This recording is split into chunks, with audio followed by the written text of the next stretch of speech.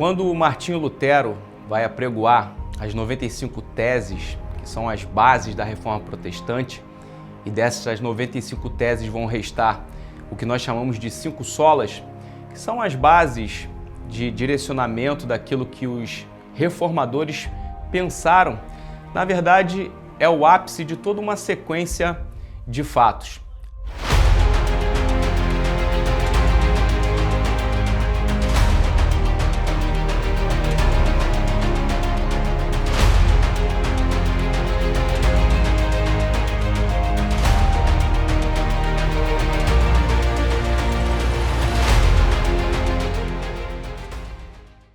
Antes mesmo de Lutero aparecer no cenário com veemência para poder lutar contra aquilo que estava sendo imposto pela Igreja Romana, outros homens estiveram no cenário.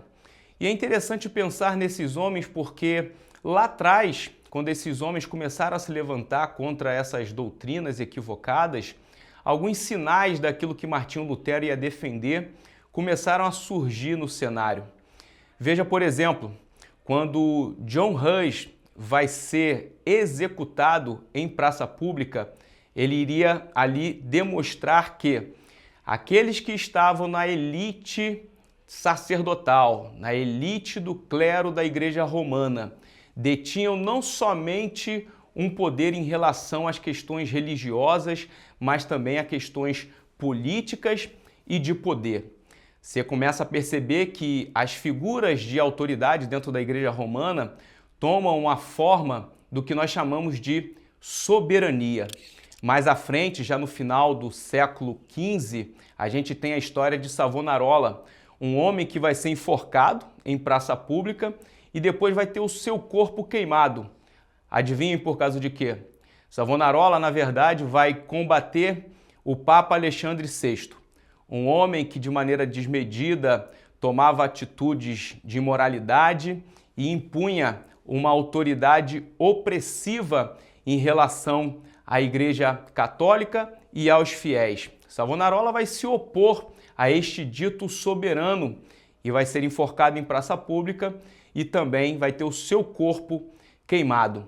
Veja, durante toda a minha fala aqui até o momento, você percebe que essas figuras apresentadas como lideranças dentro da Igreja Católica Apostólica Romana, eles vão deter o poder, mas acima disso, eles vão ter uma posição de soberania em relação aos demais membros da Igreja Católica e também em relação aos fiéis.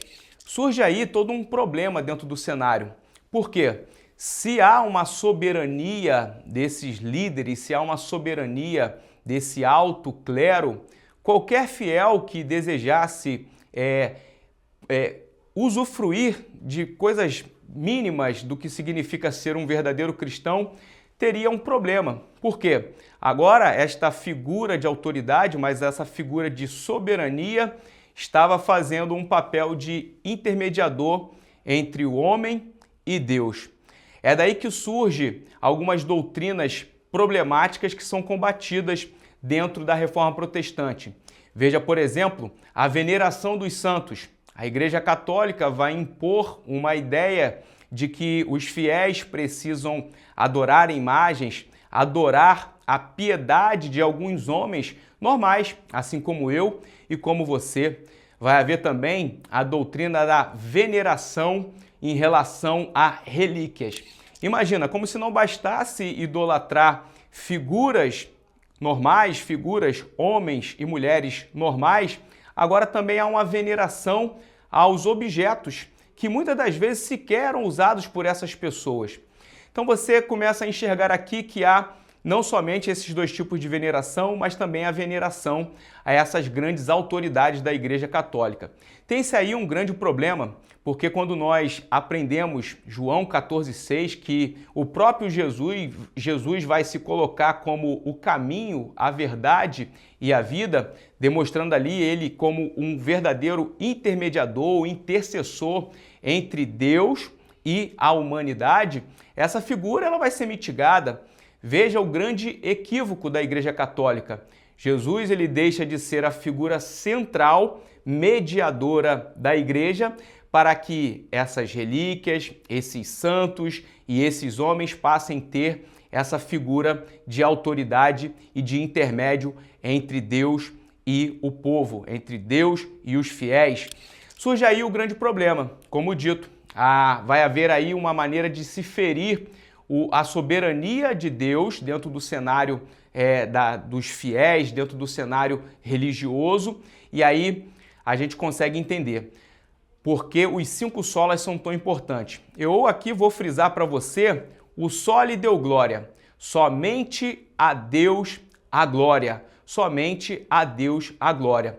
Um grande antídoto para esse equívoco doutrinário da Igreja Católica é poder afixar não somente nas paredes da Catedral de Wittenberg, mas também afixar isso na mente e no coração dos fiéis, que existe um parâmetro para que seja reconhecida a soberania de Deus. O que Martinho Lutero estava fazendo quando definimos aqui a ideia de soli deo gloria é poder narrar para o mundo e para os fiéis que existe um Deus soberano. Como o apóstolo Paulo diz, ó profundidade da riqueza, quanto da sabedoria e de toda a ciência. Deus, enquanto soberano, enquanto criador, ele não tem nenhuma possibilidade de ter a sua soberania apagada. Compreendo que dessa forma, você que gosta da Reforma Protestante, você que gosta de aprender sobre a Reforma Protestante, precisa entender o seguinte: aquilo que é um princípio, aquilo que é um atributo de Deus, jamais pode ser mitigado.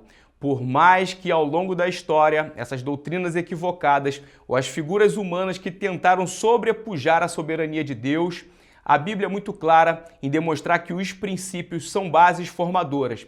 Eu gosto de dizer que quando o homem tenta falar contra princípios, é apenas uma voz tentando distorcer o entendimento do povo e dos fiéis.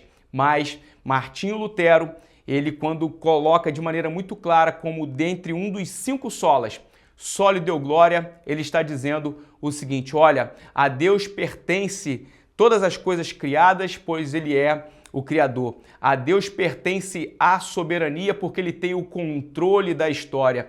E a Deus também pertence a autoridade para poder levantar homens em dado momento da história da humanidade para poder fazer a sua soberania se estabelecer. Portanto, eu e você que acompanha neste momento esse conteúdo, tenha certeza absoluta de que aquilo que foi feito na Catedral de Wittenberg em 1517 por Martinho Lutero, soli deo gloria, é o que eu e você devemos narrar, devemos viver. Somente a Deus a glória.